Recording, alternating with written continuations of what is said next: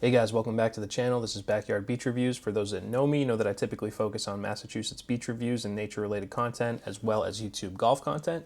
However, Season 50 of Survivor just dropped, and as a fan since Season 1, I decided I'm going to do a weekly episodic review and recap of each episode. Now, I will say that Episode 1 was 3 hours long, so I'm sure there's going to be some things that I miss. Relying on you guys to drop in the comments what those things are and what type of format you guys want to see in these episodes going forward. There's certainly a lot to cover. I'm going to try to keep it condensed in a way that's informative, but also not a 4-hour long video. So I'm going to start with just going over the tribes. This is the first time in US Survivor history that there's been 3 tribes of 8, one of the many unique spins that they're putting on Season 50. Now, there will be spoilers in these recaps, but nothing that wasn't discussed or shown in the episode that I'm recapping. So the first tribe I'm going to go through is Selah.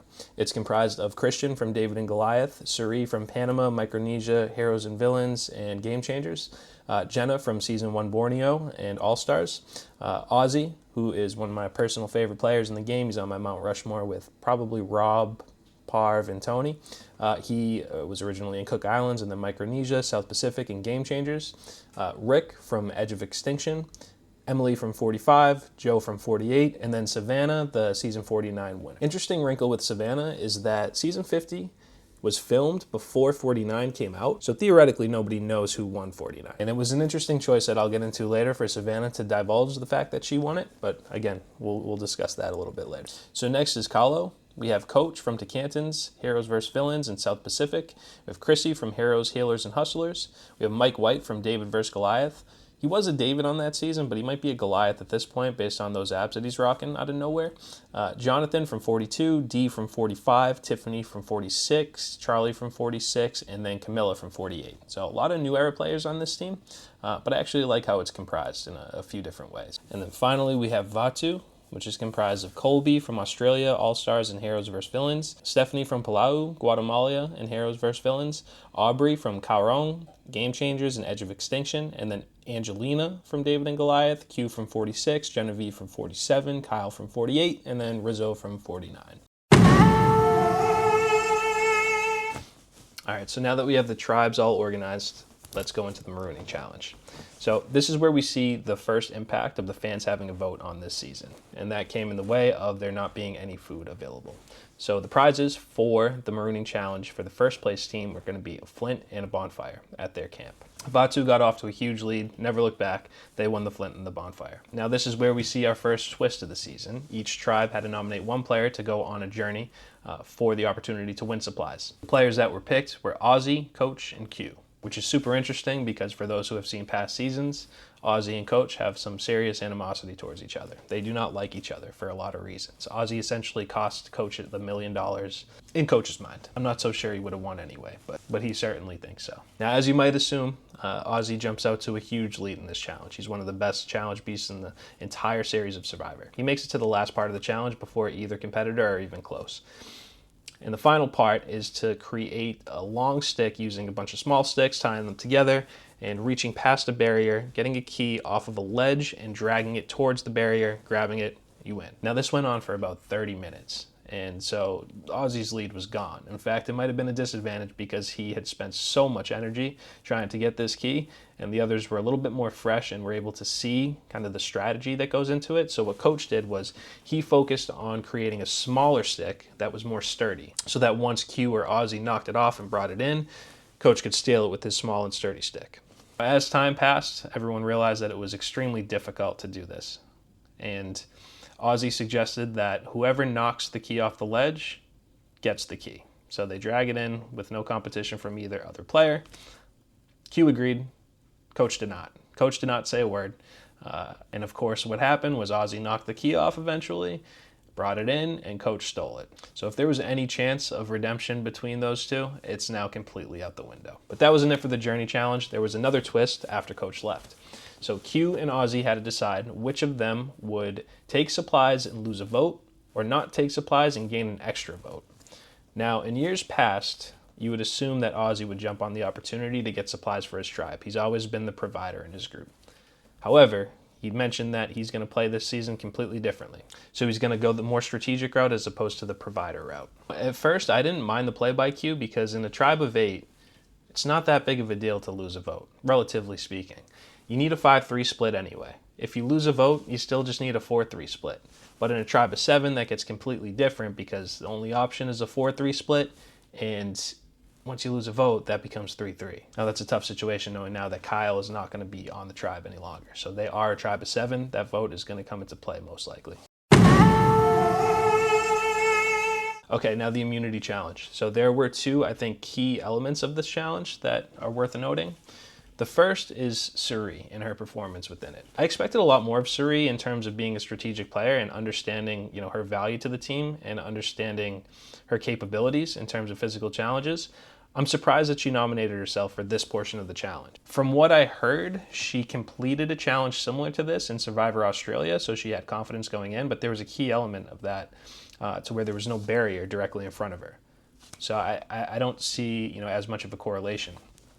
I thought she would have more self-awareness to not put herself in a situation where she's the anchor of the team.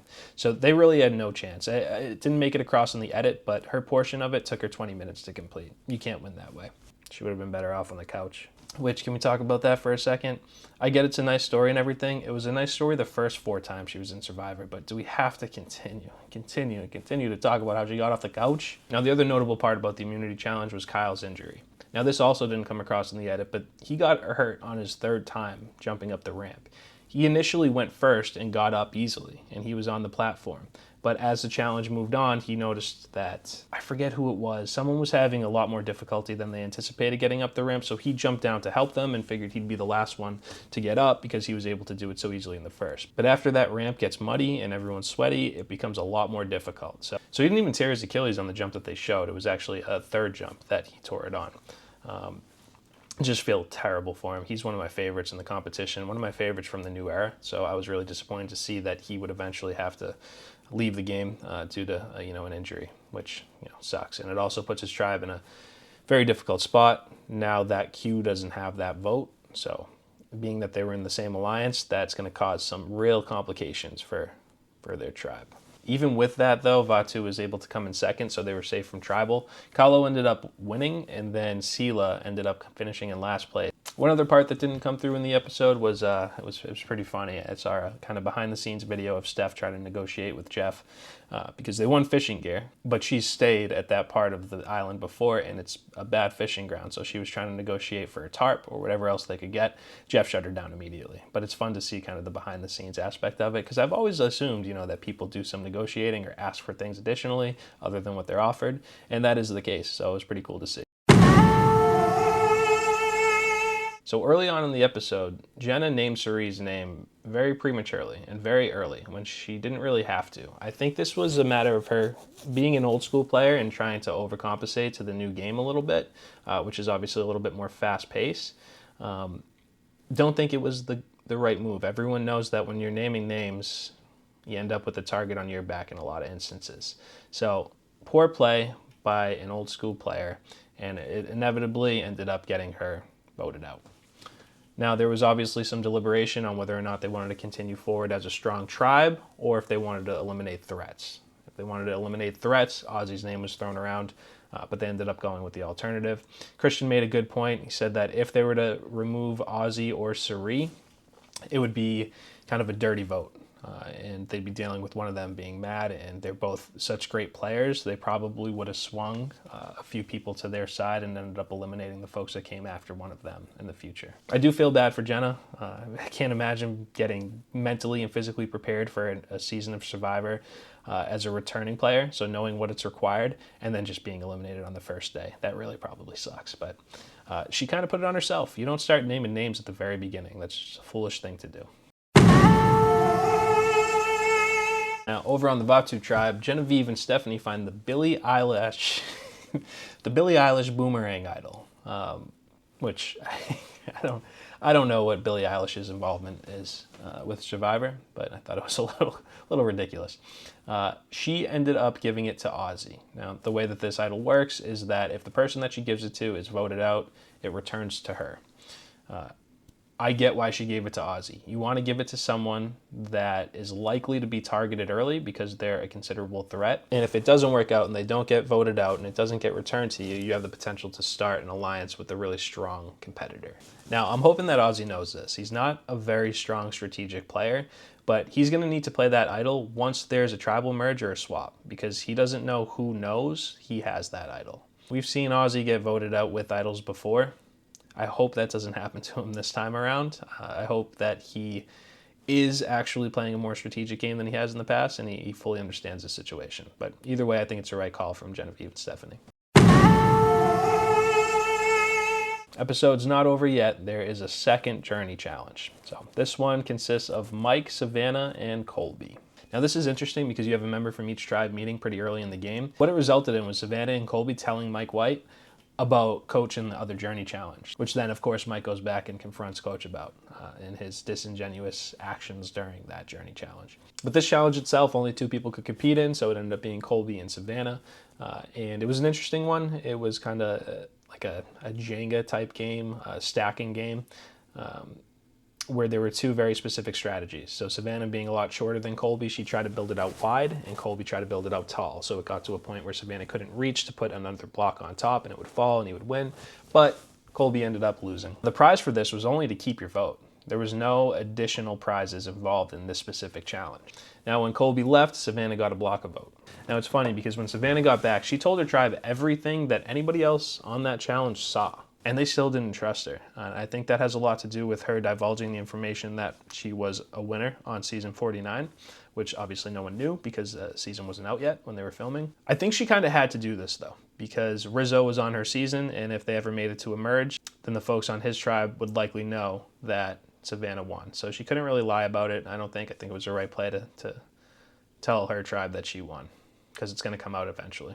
Now with Colby losing his vote in this challenge, it puts his tribe, Batu, in a very, very precarious situation because the episode obviously ended with Kyle going home due to injury. So now they have Q without a vote, Colby without a vote, and their tribe is 7. So I'm pretty excited to see what happens in episode 2. Now, if you guys like this, please subscribe to my channel. I know that I probably missed a lot from this episode. Again, it was 3 hours long. I was trying to take notes, but it was a lot. So let me know in the comments what I may have missed, what you think I should do differently in this videos, what you guys want to see. And again, subscribe if you want to see these recaps on a weekly basis. I'll try to get them out as early as possible after each episode. Thank you again for watching. This is Backyard Beach Reviews. Have a great day, guys. Bye.